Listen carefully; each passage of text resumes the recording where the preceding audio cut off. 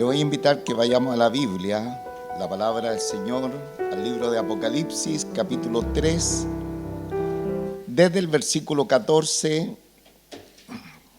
hasta el versículo 22.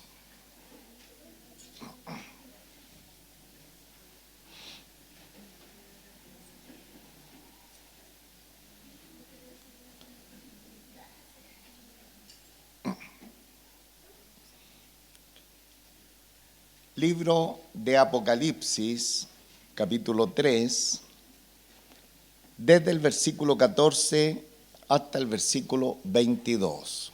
Voy a dar lectura a esta preciosa palabra en el nombre de nuestro Señor Jesucristo. Y escribe al ángel de la iglesia en la Odisea: he aquí el Amén, el testigo fiel y verdadero, el principio de la creación de Dios, dice esto: yo conozco tus obras, que ni eres frío ni caliente. Ojalá fuese frío o caliente. Pero por cuanto eres tibio y no frío ni caliente, te vomitaré de mi boca. Porque tú dices: yo soy rico y me he enriquecido y ninguna cosa tengo necesidad, y no sabes que tú eres un desventurado, miserable, pobre, ciego y desnudo. Por tanto, yo te aconsejo que de mí compres oro refinado en fuego, para que seas rico, y vestiduras blancas para vestirte, y que no se descubra la vergüenza de tu desnudez, y unge tus ojos con colirio para que veas. Yo reprendo y castigo a todos los que amo, sé pues celoso y arrepiéntete. He aquí yo estoy a la puerta y llamo. Si alguno oye mi voz y abre la puerta, entraré a él y cenaré con él y él conmigo. Al que venciere, le daré que se siente conmigo en mi trono, así como yo he vencido y me he sentado con mi Padre en su trono. El que tiene oído, oiga lo que el Espíritu dice a las iglesias. El Señor siga bendiciendo su palabra. Oramos para que Él nos hable a través de ella. Dios nuestro Padre Celestial, aquí estamos, Señor, sentado a tu mesa, como siempre, esta mesa preciosa, llena de los manjares que derivan de tu palabra. Gracias, Señor, por esta preciosa oportunidad, rogando como siempre que usted pueda estar tratando con cada uno de nosotros que nos hemos dado cita a este lugar, de tal manera que su palabra pueda venir a lo más profundo de nuestro ser y hacer el trabajo que siempre ella está haciendo, penetrando hasta partir el alma, discierne los pensamientos hasta lo más recóndito de nuestro ser, dice ella misma, que es como una espada de doble filo. Que así suceda con cada uno de nosotros en esta hora. Gracias, Señor, por sentarnos a tu mesa como príncipe y princesa de tu pueblo para gustar estos preciosos manjares de tu palabra. Gracias, Señor, rogamos tu bendición para tu iglesia reunida en todas partes del mundo, que en esta hora y a diferentes horas de este primer día de la semana nos reunimos para lo mejor. Oramos también por nuestros hermanos en servicio, la iglesia de los niños. Señor, todos los que están trabajando en esta hora, en esta reunión, puedan recibir de tu gracia y de tu favor. Gracias, Señor, pedimos su bendición en el nombre de nuestro Señor Jesucristo. Amén. Amén. Asientito, hermanos.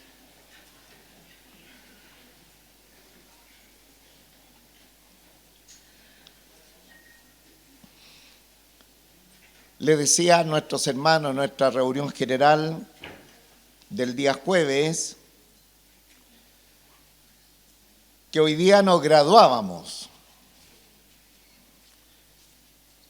Bueno, nos graduamos de una parte del libro de Apocalipsis, no de todo el libro, sino de lo que nosotros aprendimos de la división natural que tiene este libro y que la vimos con las cosas que son. Ahí está la división del libro de Apocalipsis. Escribe las cosas que has visto, a Jesucristo glorificado, que eso lo vimos nosotros en el capítulo 1, y también, y las cosas que son, el mensaje a las 7 iglesias, y posteriormente veremos las cosas que han de ser después de estas. Por lo tanto, hoy día las cosas que son, el mensaje a las 7 iglesias, nos estamos graduando. Y hemos sido profundamente bendecidos, por lo menos de mi parte, hermanos, profundamente bendecidos, porque como nunca la palabra del Señor nos habla a nosotros como componente de la iglesia del Señor, ¿no? Él nos habla a través de su palabra. Si bien es cierto, lo he dicho en reiteradas oportunidades, las 6 veces anteriores, estas cartas iban a iglesias locales particulares, pero finalmente se expresaba que no solamente iban a ella, sino el que tiene oídos para oír, oiga lo que el Espíritu dice a las iglesias. Por lo tanto, el Señor le está hablando a las iglesias en todos los tiempos hasta que Él nos venga a buscar y llevarnos delante de su presencia. Entonces, hermano, si alguien quiere escuchar la voz del Señor, bueno, siempre escuchamos la voz del Señor a través de su palabra, pero eminentemente, en una manera muy particular, el Señor nos habla a través de las cartas a las diferentes iglesias. Y hoy día tenemos el mensaje a la iglesia de Laodicea, la última de estas 7 cartas, y desafortunadamente esta es una carta donde se hace ver un grave fracaso espiritual de la iglesia. La semana pasada nosotros nos alegrábamos de ver lo que fue la iglesia de Filadelfia, de una iglesia extraordinaria, preciosa, la presencia del Señor. Sin embargo, volvemos a esta triste realidad de una iglesia que tiene un tremendo fracaso espiritual. Y ese fracaso espiritual de esta iglesia tiene que ver con la arrogancia, tiene que ver, ¿no es cierto?, con ese estado de pronto que los creyentes, sin ser atalaya de su propia vida espiritual, de pronto se están deslizando del camino que el Señor ha estipulado a través de su palabra. Bueno, iremos revisando el texto bíblico para ver los detalles de esta palabra. Sin embargo, la división natural es muy simple, un sermón de 3 puntos, donde el Señor aparece, ¿no es cierto?, hablando a la iglesia, y también el Señor presentándose con sus atributos que Él tiene. Luego viene el mensaje particular para finalmente la demanda personal. Entonces vamos a ir a la primera división, a la iglesia y también al Señor de la iglesia. Y para eso tenemos que fijarnos en el versículo 14 de nuestro texto leído del capítulo 3.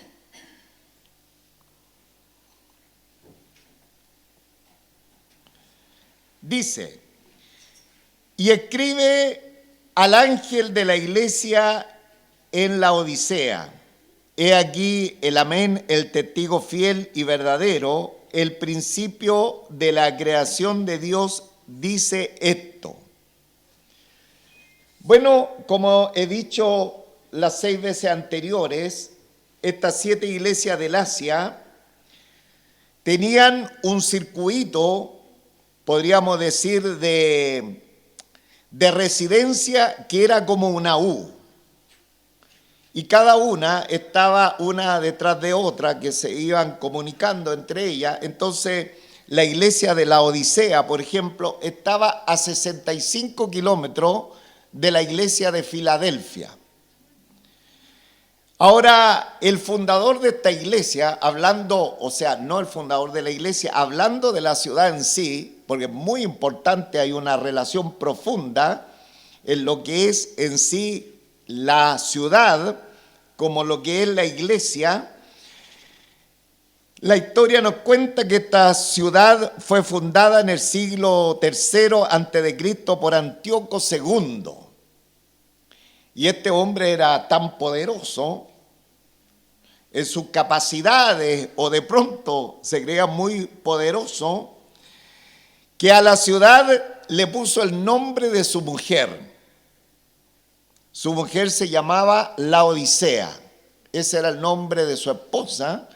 Y este hombre no encontró mejor momento, lugar o circunstancia para colocarle a esta ciudad que estaba fundando Laodicea. Esta ciudad tenía muchos afluentes o lugares donde brotaban aguas termales. Un detalle bastante importante eran sus aguas termales, y era una ciudad muy industrializada, especialmente se distinguía porque fabricaban una lana muy particular de color negro, que era su lana que ellos fabricaban. Todos estos detalles, hermanos, vamos a ver cómo se entremezclan después con la iglesia del Señor. También había una escuela de oculistas, tal vez la mejor escuela de aquellos tiempos, donde en ese lugar se preparaba un colirio, unas gotitas. Para nosotros hoy día ya se nos hace muy fácil entender, por ejemplo, cuando alguien tiene alguna dolencia, alguna picazón en los ojos, ojo enrojecido, se van a la farmacia a comprar algunos líquidos especiales. En el tiempo mío, no sé en el suyo, había el Vicine. No sé en el suyo, o tal vez era el mismo. De tal forma que esto preparaban este Vicine, o no era Vicine, no era Vicine, sino que preparaban este elemento tan especial para el enrojecimiento de los ojos, para la irritación, especialmente para los muchos viajeros en sus travesías por el desierto. Era un colirio tremendamente eficiente que le trajo prestigio a la ciudad. Tenía la fabricación de lana de color negro muy famosa, el colirio muy famoso, de tal manera que la ciudad se hizo una ciudad importante en toda esa región del Asia, de tal manera que había mucho comercio, mucha entrada de dinero en aquel lugar. Todo esto atestiguado por grandes historiadores de la época y muy consultados dentro de la historia y del pueblo cristiano también, como Flavio Josefo. Y otro de los antecedentes es que esta ciudad, como nuestro país, sufría tremendos terremotos. Y en el año 61, después de Cristo, sufrió un terremoto devastador que botó toda la ciudad. Pero como la ciudad económicamente estaba muy bien establecida, ellos no quisieron recibir la ayuda del Imperio Romano. Ellos dejaron de lado cualquier posibilidad de ayuda de Roma y por sus propios medios ellos se levantaron. No tuvieron necesidad, dijeron: nosotros somos ricos, nosotros tenemos dinero, no necesitamos la ayuda de Roma, y finalmente así lo hicieron. Se levantaron como ciudad de manera personal, levantaron la ciudad de ese gran desastre. Ahora, cuando Roma quiso proveerle ayuda, ellos no lo quisieron de ninguna manera, sino simplemente dijeron: nosotros somos capaces, nosotros tenemos la habilidad, nosotros tenemos los recursos, tenemos los dineros y lo vamos a hacer. Y justamente esa autosuficiencia en la que también como que se empezó a mixturar en la iglesia de la Odisea y que nosotros vamos a examinar en el texto bíblico. Ahora, no sabemos mucho de quién fundó esta iglesia. Uno tiene destellos muy preciosos en el libro de Colosenses, de la carta del apóstol San Pablo a Colosa, cuando habla del hermano Epafras. Ese hermano Epafras da la impresión que fue el fundador de esta iglesia, porque hay textos muy bonitos en el libro de Colosenses, por ejemplo, capítulo 1, versículo 7, capítulo 4, versículo 2, en donde uno puede inferir que Epafras fue el fundador de esta iglesia y fue el hermano ancla de esta congregación. Sin embargo, el Espíritu Santo no lo revela a ciencia cierta, por lo tanto, nos quedamos tranquilos porque de alguna manera el Señor, en medio de esta sociedad opulenta, de buena, ¿no es cierto?, desarrollo económico, un tanto engreída por todo lo que habían logrado, de todas maneras el Señor levantó ahí su iglesia. Ahora la iglesia, esta iglesia, el Señor viene a hablarle y como siempre, Él se identifica con los atributos que tiene el Señor.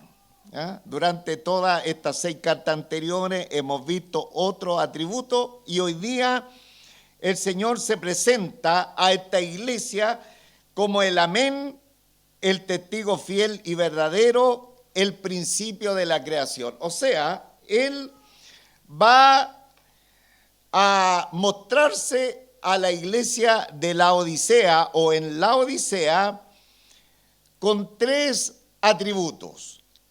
El primero es aquí el amén, el segundo el testigo fiel y verdadero y el tercero el principio de la creación de Dios. 3 atributos de la deidad, del poder, de la magnificencia, de la eternidad de la persona de nuestro Señor Jesucristo. Diga conmigo, he aquí el amén, el testigo fiel y verdadero,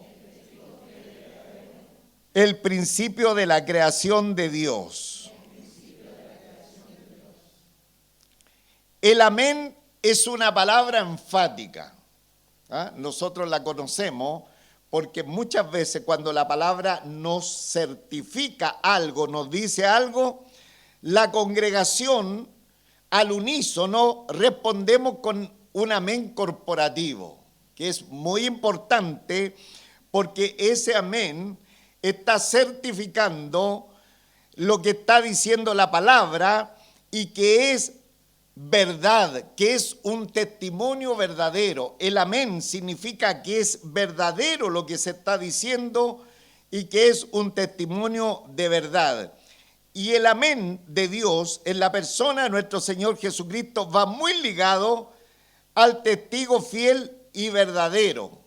O sea, nuestro Señor Jesucristo es el fiel amén de Dios en lo que corresponde, donde Él puede decir a plena cabalidad, con toda veracidad, que Dios es omnipotente, que Dios es omnipresente, que Dios es omnisciente, que Dios es amor, que Dios es lleno de gracia y de poder. O sea, todo lo que Dios dice, o la persona de nuestro Señor Jesucristo, que es el amén de Dios, Él es testigo fiel y verdadero de lo que es Dios.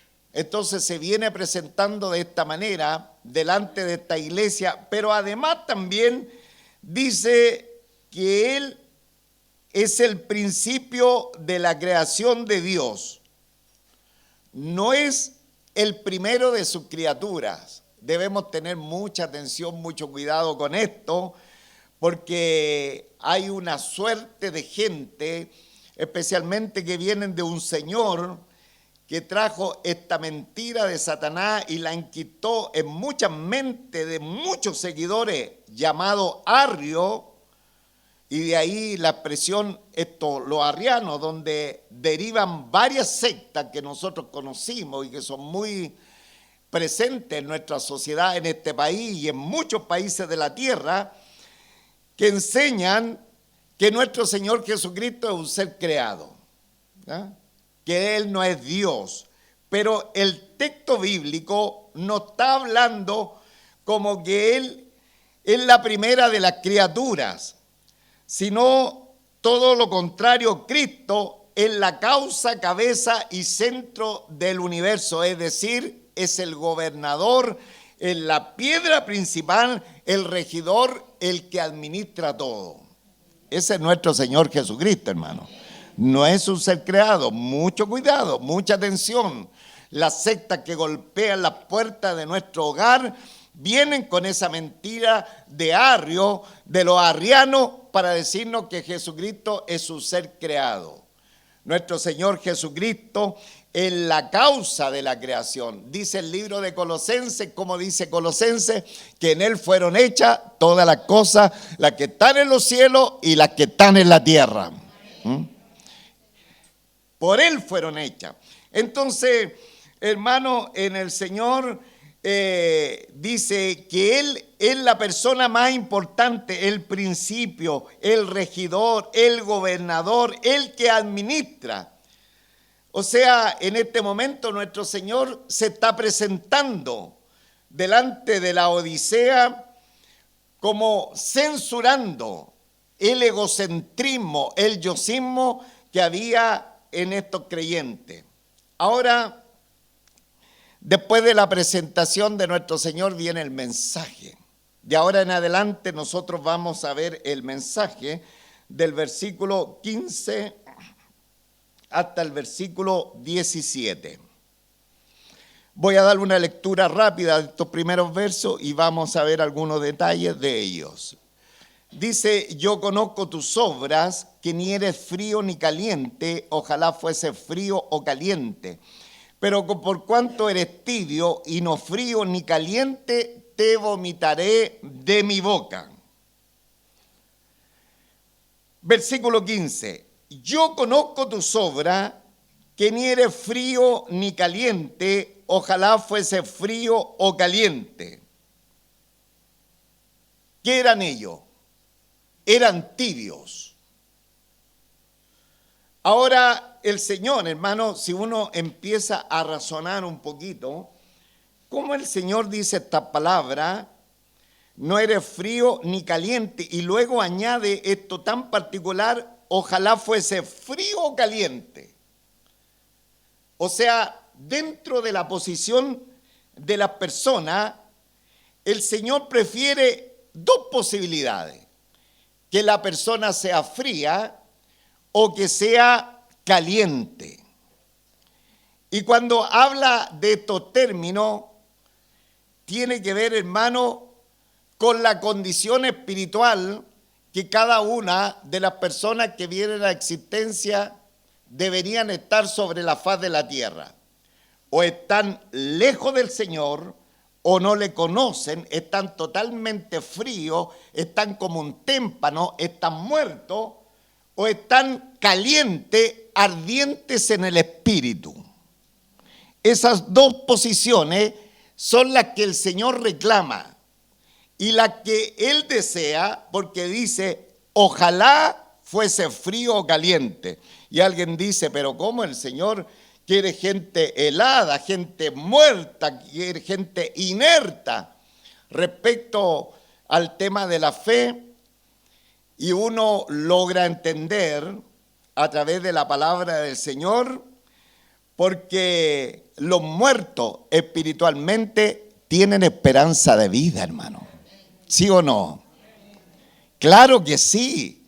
Los muertos, amados hermanos, los que están totalmente lejos del Señor, tienen esperanza de ser resucitados por el poder del Señor.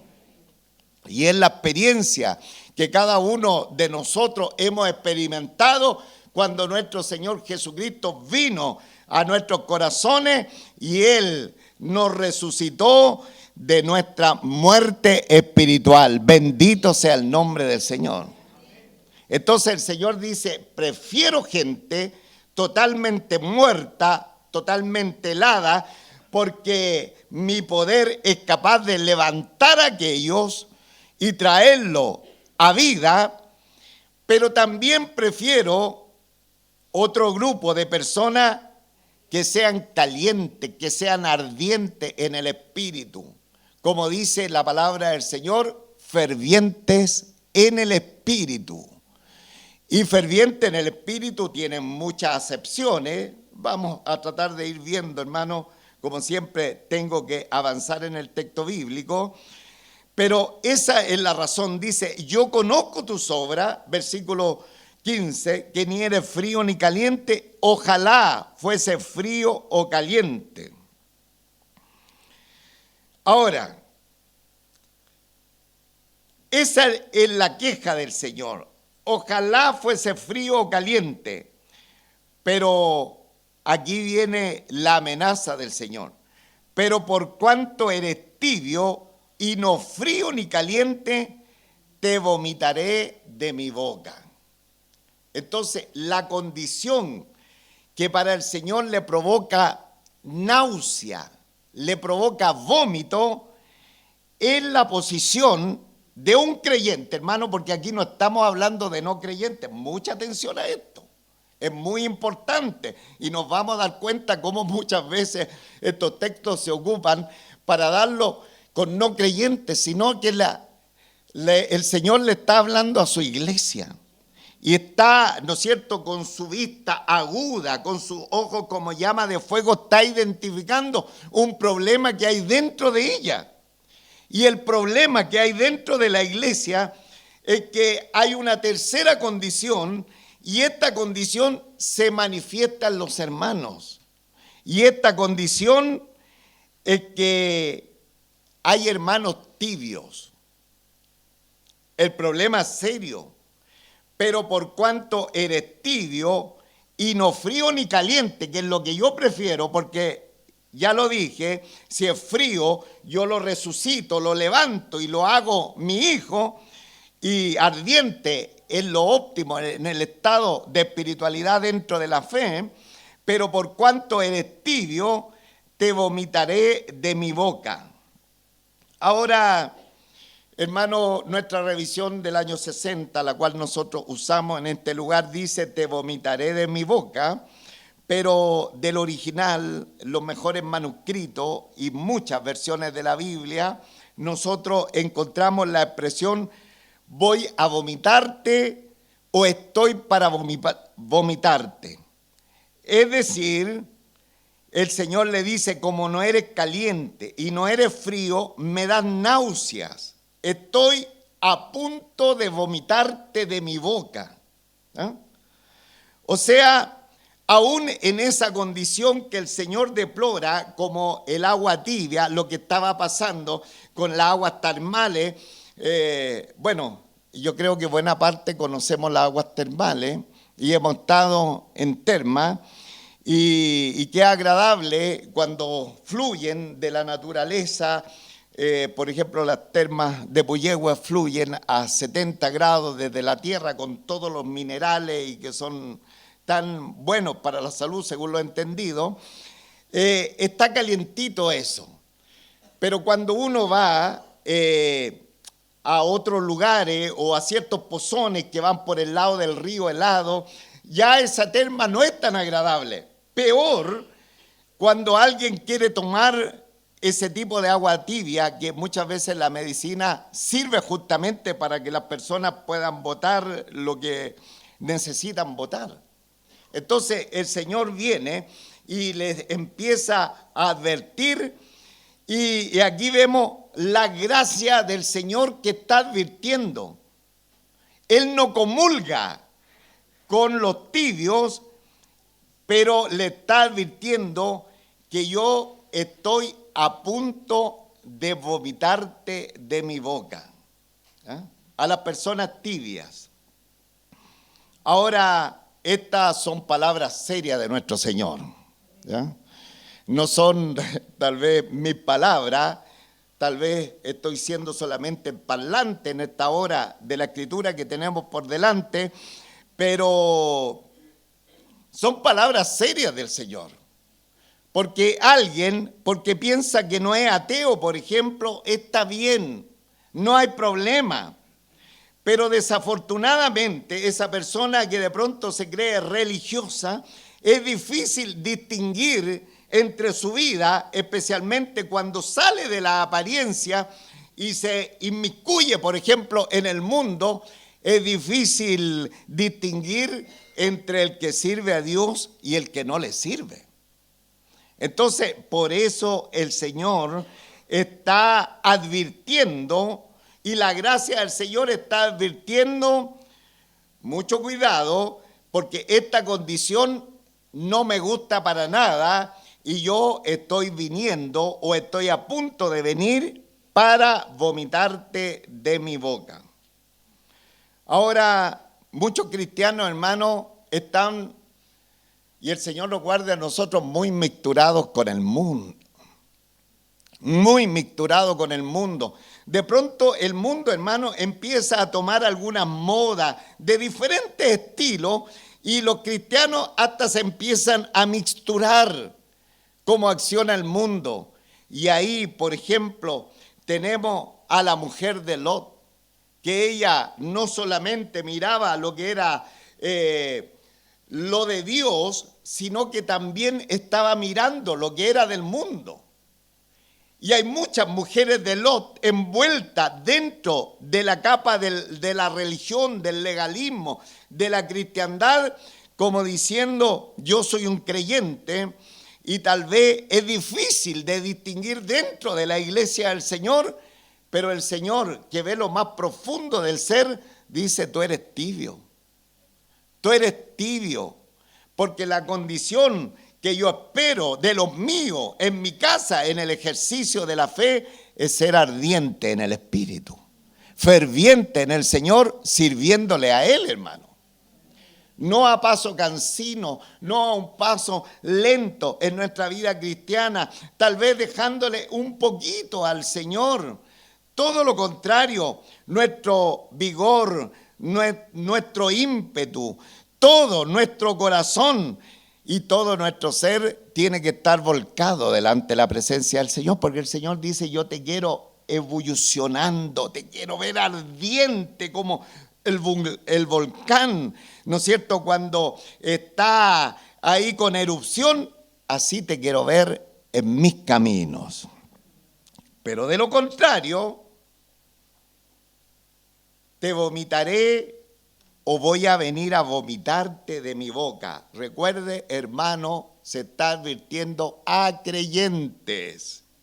Por favor, no saquemos el enfoque. Muchas personas dirán otra cosa, pero el Señor le está hablando a su iglesia. Luego el versículo 17 dice,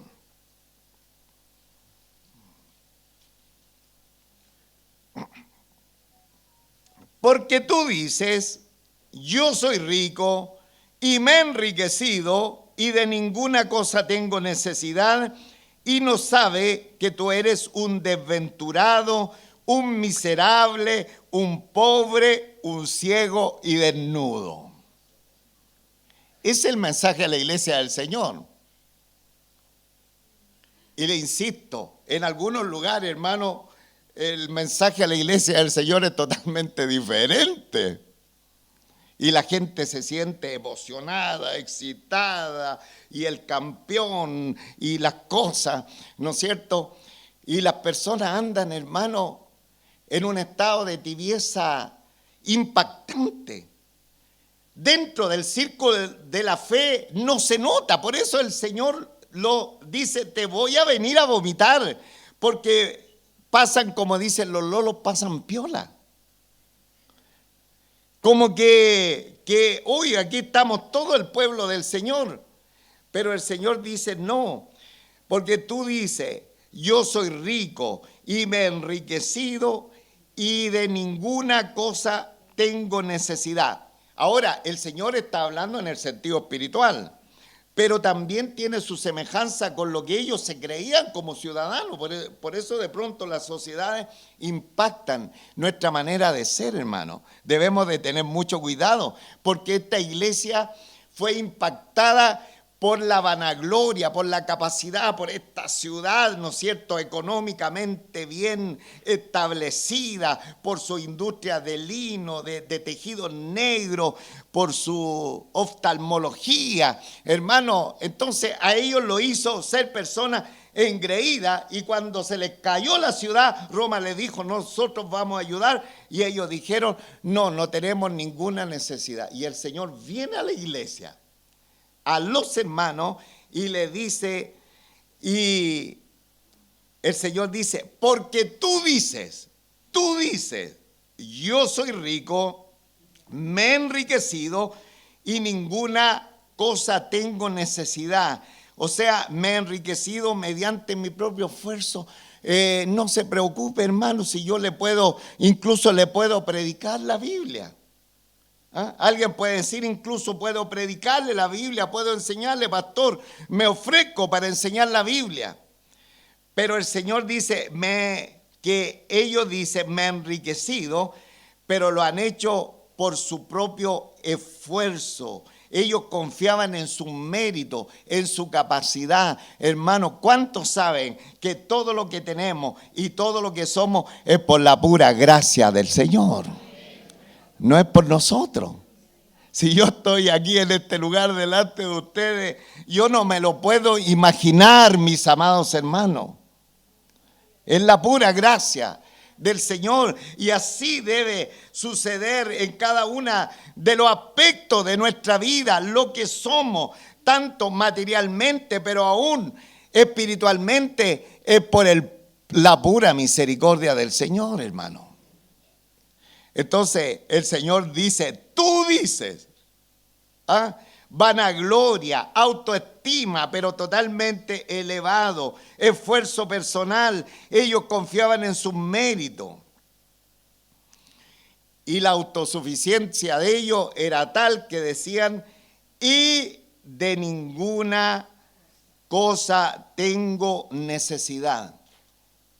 No tengo necesidad ni del Señor, porque al Señor lo dejaron fuera de la iglesia, hermano. Eso lo vamos a ver un poquito más tarde.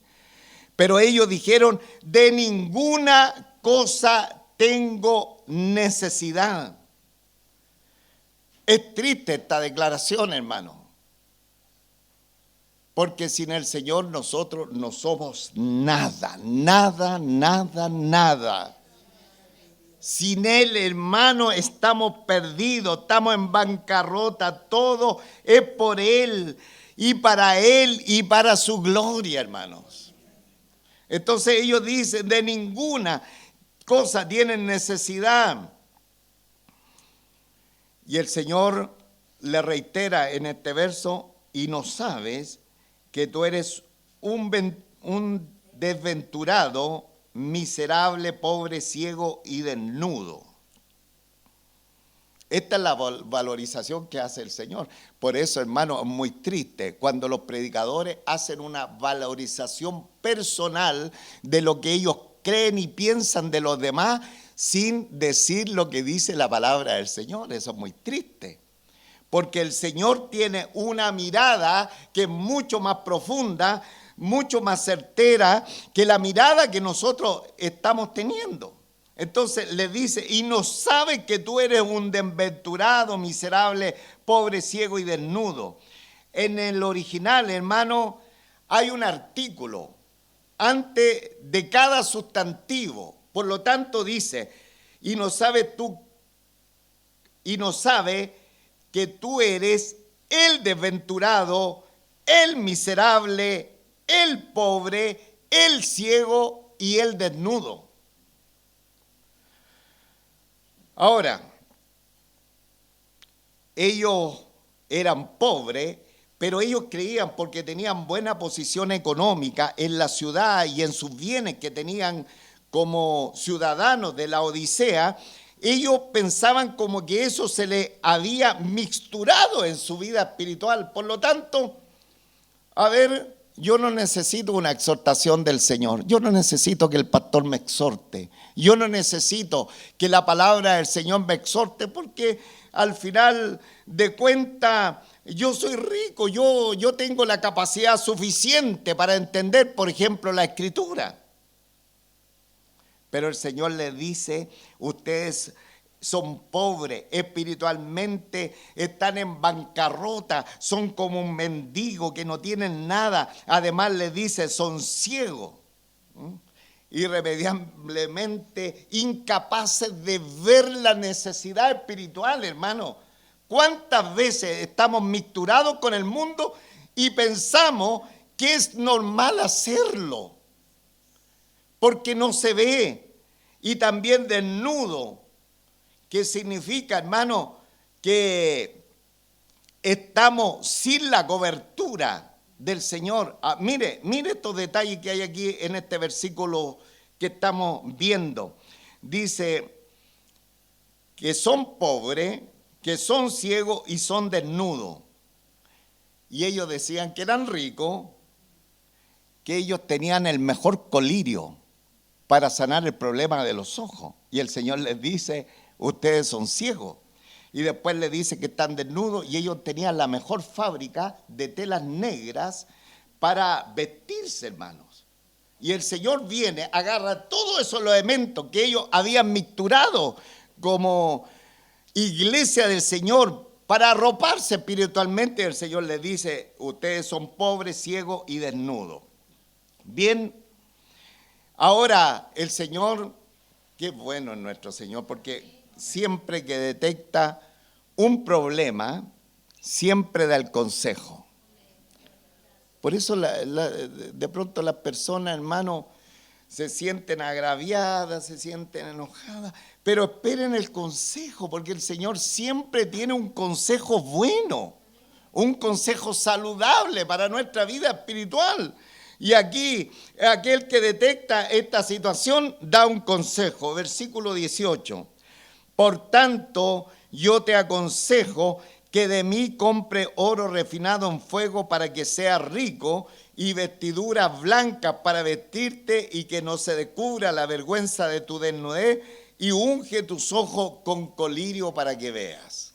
De nuevo, los tres elementos que ellos decían, nosotros estamos bien arropados en esto. El Señor le dice, por tanto, yo te aconsejo que de mí compre oro refinado en fuego para que sea rico. Ahora, ¿cómo un mendigo, un pobre, podría comprar oro? No puede comprar. Ninguna de las riquezas que nos ofrece el Señor pueden comprarse por las miserias nuestras, hermanos. Ninguna de las riquezas que ofrece el Señor.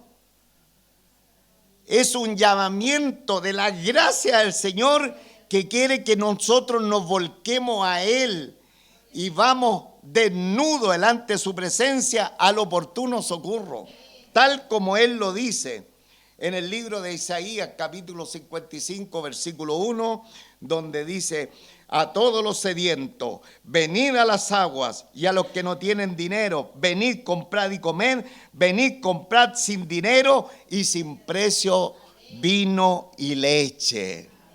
Nosotros no podemos comprar la gracia del Señor, pero cuando venimos con un corazón contrito y humillado y el Señor ve nuestra actitud, nos dice, venid, comprad sin dinero y sin precio vino y leche. Esa es la manera, hermano. Esa es la manera que el Señor nos llama. Entonces, yo te aconsejo que de mí compre oro refinado en fuego. El oro tipifica al Señor, su presencia, su deidad, que nos está diciendo, vuélvete a mí, ven a mí, porque yo puedo suplir tu necesidad. Además, le dice, compra también vestiduras blancas para vestirte y que no se descubra la vergüenza de tu desnudez. Los vestidos propios del cristiano, que no son suyos, sino son la expresión de la gracia del Señor, son blancos, hermano. Simbólicamente hablando, son blancos. y la vestidura blanca son, hermanos, todos los elementos que pertenecen a la vida y a la piedad que el Señor en su gracia nos endosa. Desde el momento que venimos a la fe, todas esas virtudes preciosas que Él nos da son nuestras vestiduras blancas. Pero esta gente la había ensuciado, o estos hermanos, con el pecado. Y ahí tenemos el texto bíblico. Estamos en este versículo: por tanto yo te aconsejo que de mí compre oro refinado en fuego para que seas rico, y vestiduras blancas para vestirte y no se descubra la vergüenza de tu desnudez, y unge tus ojos con colirio para que veas. Ahora el Señor les dice: necesitan colirio, y estos estaban engreídos porque tenían la mejor farmacéutica de la ciudad y del imperio. Y el Señor les dice: unge tus ojos con colirio para que veas.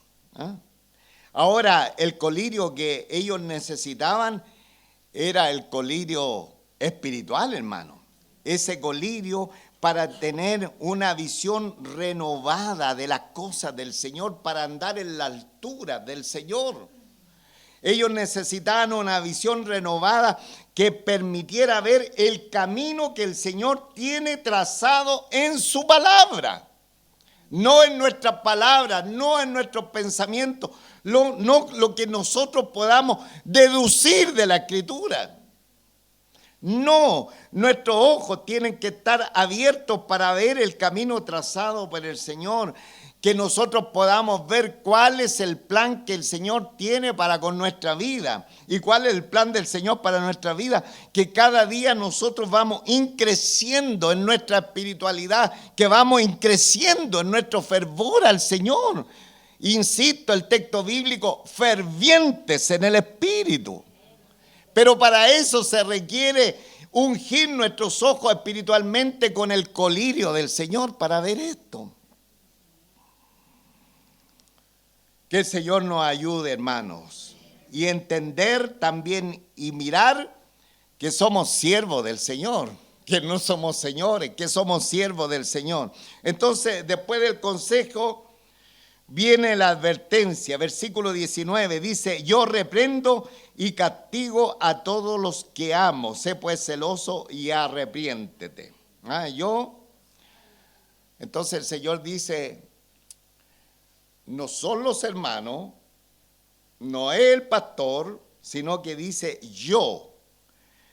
Es el sentimiento de Dios. Yo, dice, yo reprendo y castigo a todos los que amo. Es decir, Él se ve obligado, nuestro Señor se ve obligado a imponer disciplina sobre sus hijos, porque Él no quiere niños malcriados. Si nosotros queremos tener niños o hijos malcriados, no lo discipline, pues, hermano. Así de simple, no lo discipline. Pero cuando hay disciplina, hermanos amados, es porque, hermano, en el Señor, Él nos ama. Y esto es lo que no se logra entender. Dice: yo reprendo y castigo a quienes odio, a todos los que amo. Algunas veces por nuestra torpeza, nuestra necesidad, tal vez hemos ido a la represión y al castigo. Es simplemente, hermano, porque somos amados del Señor. Somos amados del Señor. Entonces Él nos ama. Él nos ama, Él nos quiere educar para que cada uno de nosotros crezcamos. Y añade: sé pues celoso y arrepiéntete. O sea, a una celosa preocupación de la situación que estás teniendo, de tal manera que a través del arrepentimiento ya ponga atención a esa situación. Y luego, este verso, hermano, es tremendo. El versículo 20, ya estamos ya. He aquí yo estoy a la puerta y llamo. Si alguno oye mi voz y abre la puerta, entraré a él y cenaré con él y él conmigo.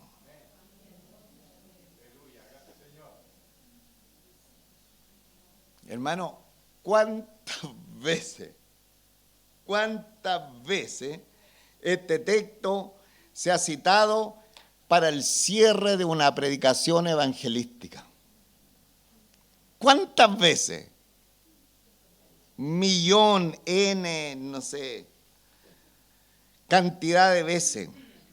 Y se atribuye a los no creyentes, hermano.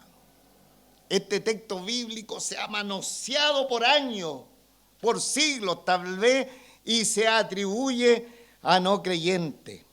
He aquí yo estoy a la puerta y llamo. Si alguno oye mi voz y abre la puerta, hermanos amados, ¿cuántos saben que la salvación del Señor, cómo va a abrir la puerta? Tan simple como eso. ¿No es el Señor que tuvo que meter sus manos en nuestros corazones? Amén.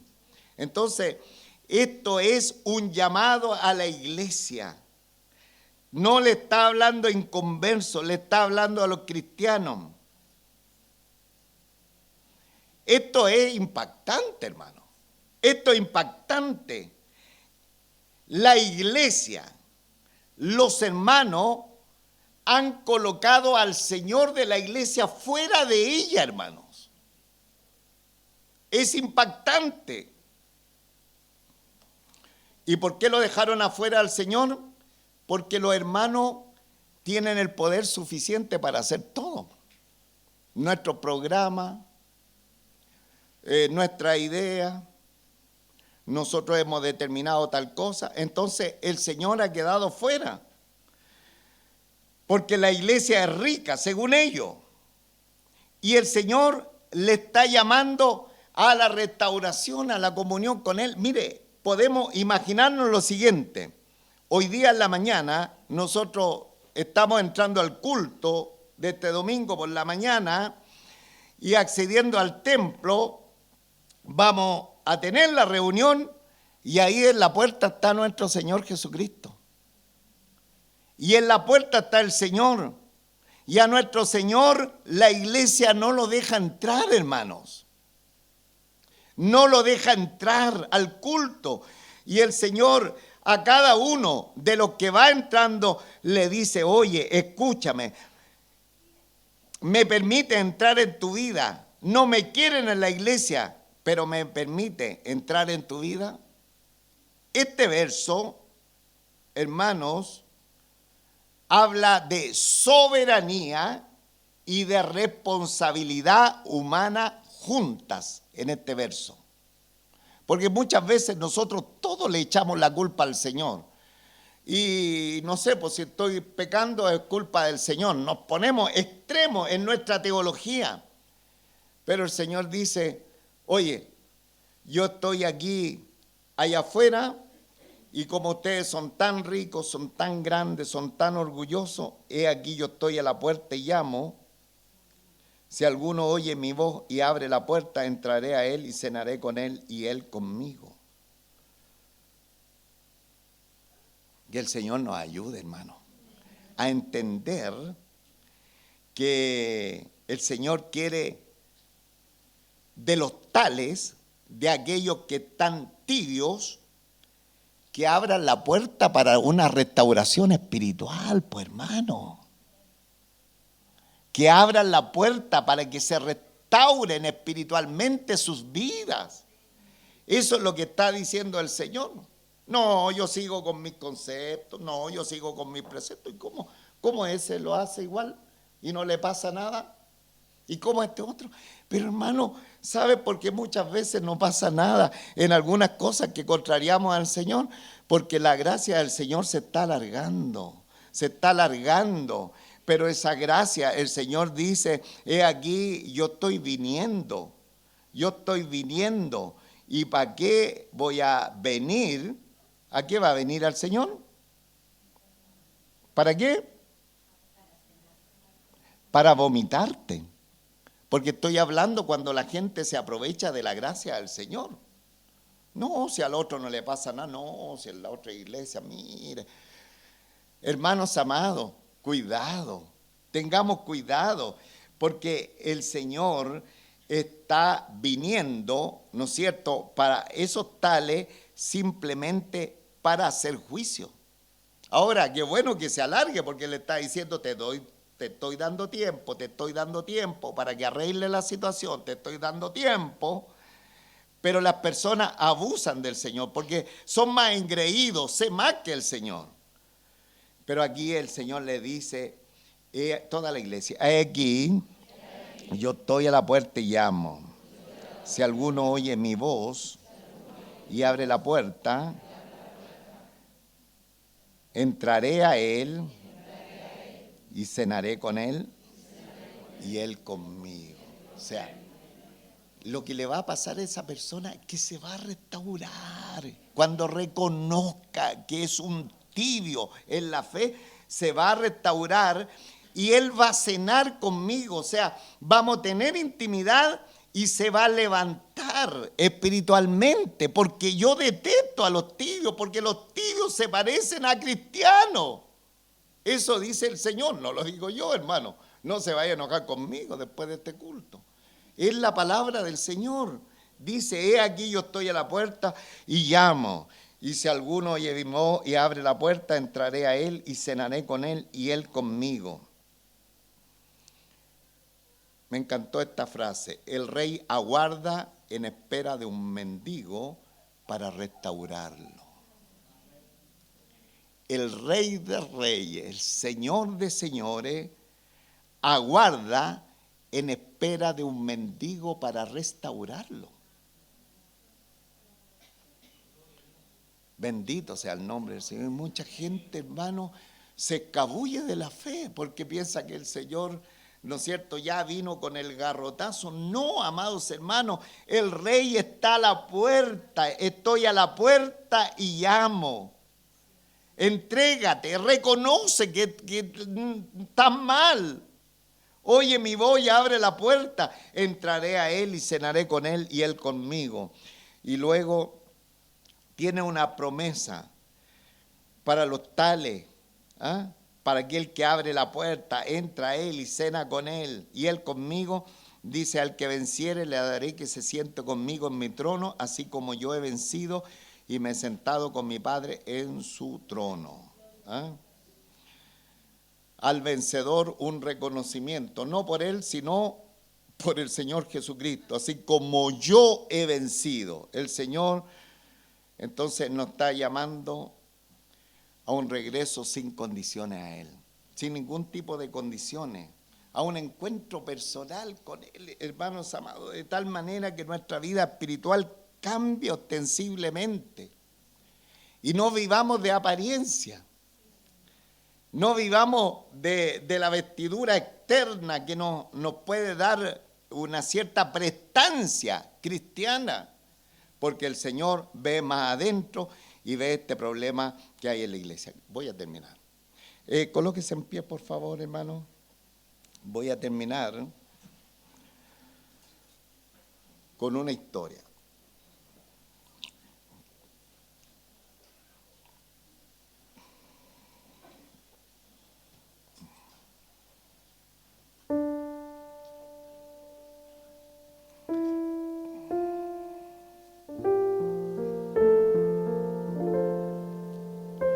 Se cuenta, hermanos, una de las historias del gran Félix Mendelssohn. Félix Mendelssohn, para los que no saben, fue un eximio pianista, compositor, músico, que a la edad de 4 años o 5, hermano, en el teclado, era tenía un tremendo talento, de tal manera que a los 6, 7 años empezó a hacer composiciones musicales. Ya como a los 15, 16 años era uno de los más grandes eximios pianistas, directores de orquesta y todo. Me parece, Jorge, si este hombre Mendelssohn hizo el sonido de las bodas, ¿cómo se llama ese? La marcha nupcial. No estoy seguro, pero parece. Entonces este Mendelssohn nos cuenta la historia que él visitaba muchas iglesias de campo, especialmente porque él le gustaba los órganos de tubo, que tenían tubo. Entonces él iba visitando diferentes iglesias para escuchar esos órganos o de pronto cambiar tubos de otro órgano. Era muy diestro. Y de pronto, la historia que se nos cuenta, que él llegó a una iglesia y sintió el sonido de este órgano grande, o teclado, bueno, órgano, de tubos, donde había un viejo pianista tocando ahí y todo. Entonces le llamó mucho la atención y llegó al lugar donde estaba este organista y lo escuchó, y después de un ratito le dijo: ¿me permitiría tocar el órgano un momentito, por favor? Y el organista le dijo: el órgano solamente puede ser tocado por un organista. Y le dio la cortada a Mendelssohn. Y siguió el viejito tocando las melodías de siempre. Otro ratito le tocó de nuevo el órgano. Caballero, ¿me permite tocar un poquito el órgano? Y el hombre se levantó enojado y le dijo: ¡ya! ¡Siéntese! 2 minutos. Solamente 2 minutos. Ahora Mendelssohn se sentó en el órgano, cambió toda la disposición, los registros, parece que se llama, del órgano, lo acomodó a lo que él sabía y empezó a tocar. Cuando de pronto el viejo organista empezó a escuchar esa melodía, y él nunca la había escuchado y se empezó a emocionar tan grandemente, no podía creer lo que estaba escuchando. Entonces fue donde Mendelssohn le tocó la espalda, ahora le tocó la espalda el viejo organista, emocionado, y le dijo: caballero, ¿quién es usted? Y Mendelssohn le dijo: yo soy Mendelssohn.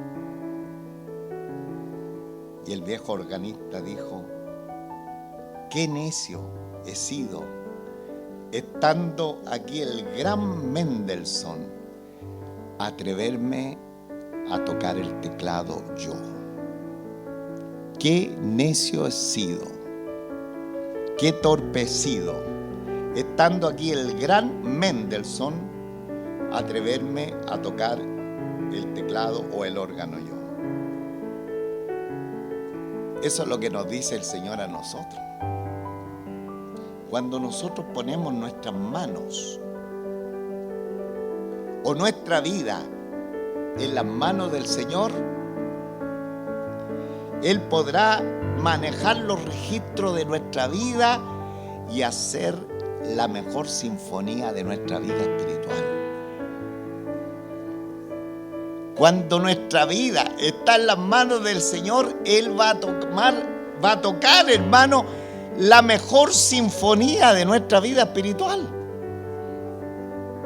Pero cuando nos alejamos de Él, hermano, estamos totalmente desabridos, desafinados y sin ningún brillo. Que el Señor bendiga su palabra. O frío, o ardiente, o caliente, pero no tibio, en la congregación de los santos, con la ayuda del Señor. Dios nuestro Padre Celestial, en el nombre de nuestro Señor Jesucristo, en esta preciosa oportunidad te damos muchísimas gracias, Señor. Señor, porque siempre, siempre tu palabra nos habla a cada uno de nosotros. Y hoy día más que nunca, Señor, tú has venido como rúbrica, como graduación de estas 7 cartas a la iglesia. Nuevamente has venido a hablarnos a nosotros, a ser claro, para decirnos que tú prefieres o frío o ardientes, pero no los que están mixturados, no los cristianos que juegan a dos bandas, porque tú los vas a vendrá a vomitarlo de tu boca. Aunque vemos tu gracia como siempre, que se alarga y que se alarga, pero tu palabra, no podemos, Señor, dejar de lado tu palabra. Señor, perdónanos si muchas veces hemos entrado a la fe, inclusive al templo, y te hemos dejado allá afuera, porque no hemos creído mejores que ti. Y tú tienes que gritar: he aquí yo estoy a la puerta y llamo. Y si alguno oye mi voz y abre la puerta, entraré a él y cenaré con él y él conmigo. Señor, ten misericordia de nuestras vidas, Señor. Nuestras acciones, nuestras actitudes, nuestro andar, muchas veces te han dejado fuera, Señor, de tu iglesia. Señor, ten misericordia de nuestras vidas, porque tú no comulgas con los tibios, sino con los ardientes en el espíritu, con los fervientes en la fe. Señor, ayúdanos, nuestro Padre Celestial. Oh Señor, que toda esta congregación podamos colocar nuestra vida en tus manos, para que tú manejes a tu entero antojo el registro de nuestra vida, porque ahí se van a notar una sinfonía preciosa, extraordinaria, una sinfonía admirable, y las personas que no conocen al Señor quedarán anonadados de la vida tan diferente, de la vida tan preciosa del que le sirve al Señor. Gracias, Señor, por tu palabra. Grábala en nuestros corazones profundamente. Ayúdanos, Señor, a salir de nuestra modorra espiritual. Señor, a salir de pronto de tener nuestras cosas como prioritarias, Señor, en la vida total. No tengo necesidad de nada, Señor. Guárdanos de esa actitud, muchas veces de las corrientes mundanales que influyen sobre nuestras vidas, reconociendo que solamente tú tienes vestiduras blancas, reconociendo que solamente tú tienes colirio para que nosotros veamos. Bendito sea tu nombre para siempre, y que, Señor, podamos comprar el oro que es ir a tu presencia en comunión contigo. Gracias, gracias, Señor, por tu palabra. Y en esta hora, si hay alguien que aún no conoce el camino de la fe, Señor, venga, Señor, y pueda usted interrumpir en ese corazón, Señor, y pueda salir de este lugar con el milagro más precioso, más grande, que llevar a Jesucristo como su Señor y Salvador personal. Gracias, Padre, gracias a ese milagro una vez más en medio de nosotros, en medio de nuestra audiencia. Hazlo una vez más, Señor. Glorifica tu nombre en medio de esta congregación, y sobre todo nuestros oyentes. Tócalos con tu poder, tócalos con tu gracia, con tu favor, y haz el milagro del nuevo nacimiento. Y a nosotros, Señor, ardientes en el Espíritu, ardientes en el Espíritu, Señor, es lo que tú deseas de tu pueblo y de tu iglesia. Gracias, Señor. Oramos en el nombre de nuestro Señor Jesucristo. Amén, amén. Gloria a Dios.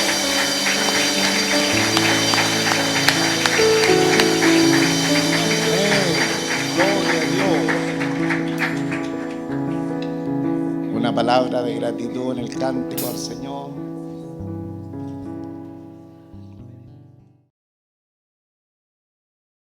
Hemos vivido hoy día un momento extraordinario en la presencia del Señor. Estamos llenos de gozo, nos alimentamos de su palabra, vamos edificados, y queremos invitar a todas esas personas que no tienen dónde congregarse. Así que los dejamos cordialmente invitados para los días jueves 20 horas y domingo a las 11. Esto está ubicado en Tannenbaum 694, de referencia Metro Ciudad del Niño. Así que quedan todos cordialmente invitados y bendiciones para todos.